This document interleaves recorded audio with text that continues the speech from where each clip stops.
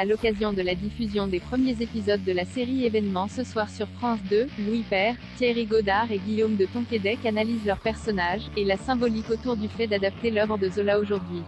Ce soir à 21h05, France 2 diffuse les 2 premiers épisodes de Germinal, mini-série en 6 épisodes écrite par Julien Lilti et réalisée par David Oureg revisitant le roman naturaliste d'Émile Zola sur la révolte de mineurs à la fin du XIXe siècle. En endossant le rôle d'Étienne Lantier, Louis Père, 25 ans, avait beaucoup d'appréhension. Étienne, c'est quelqu'un qui doute. Il se demande tout le temps s'il va être à la hauteur de la révolution, à la hauteur des gens qui placent leurs espoirs en lui. C'est un jeune bourré d'idéaux, mais qui doute.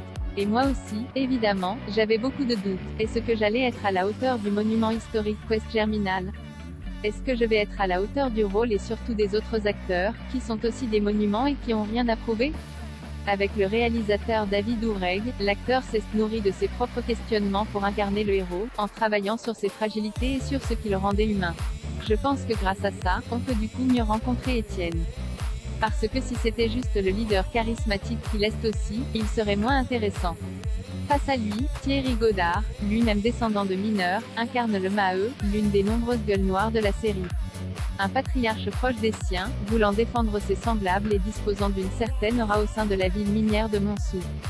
Ça me plaisait beaucoup de défendre ce genre d'individus qui sort de cette classe sociale, parce que moi aussi, j'ai la chance maintenant d'être acteur et de vivre un peu mieux que mes ancêtres.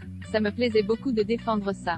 Guillaume de Tonquédec, quant à lui, un NBO, propriétaire de la mine qui se retrouve pris entre des actionnaires au-dessus de lui et les ouvriers à ses ordres, qui subissent le coût des profits effectués sur leur dos et finissent par se rebeller, galvanisés par le prosélytisme d'Étienne Lantier. C'est un personnage qui est pris entre le marteau et l'enclume. On lui dit qu'il faut, donc la variable d'ajustement, ça va être d'écraser les mineurs en dessous et de pouvoir créer une marge plus importante. Il a des décideurs au-dessus et des gens qui peuvent broyer en dessous.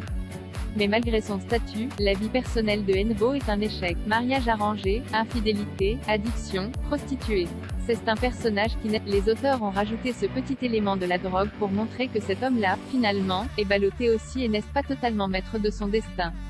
Une transposition contemporaine d'un classique de la littérature française éminemment moderne selon l'acteur, pour laquelle le scénariste Julien Lilti a réactualisé la plupart des thématiques contemporaines déjà présentes dans l'œuvre de Zola pour les proposer aux téléspectateurs d'aujourd'hui. C'est important de refaire Germinal aujourd'hui. Évidemment, on voit les shows que ça peut avoir aujourd'hui chez nous, en France. C'est une piqûre de rappel et je pense que dans la vie de l'humanité, c'est important d'avoir des piqûres de rappel, de regarder vers le passé pour essayer de construire le futur. Conclut Louis Père. Pour aller plus loin autour de la série, écoutez le réalisateur David Oureg nous parler de la création de Germinal dans Spotlight, l'émission d'Allociné enregistrée lors du festival Série Mania 2021.